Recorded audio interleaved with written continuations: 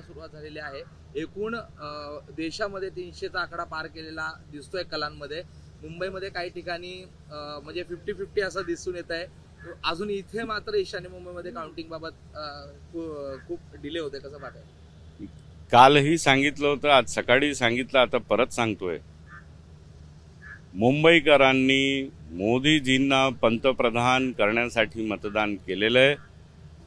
तुम्हाला दिसणार 6 पैकी 6 जागा हे महायुतीचीच लागणार। एकूण ईशान्य मुंबई मात्र अजूनही थोडासा गलथान कारभार दिसून येतोय। मतमोजणी प्रॉपर सुरू झालेली दिसत नाही काही ठिकाणी। नाही, मी पण आतमध्ये सकाळपासून यावेळी अशी कशी फॅसिलिटी आहे कळत नाहीये, कारण पहिल्यांदा वेगवेगळ्या कक्षामध्ये सर्व ठेवलंय। आरोनचा कक्ष आणि वेगळा आहे, तर उशीरच होणार सर्व कळायला।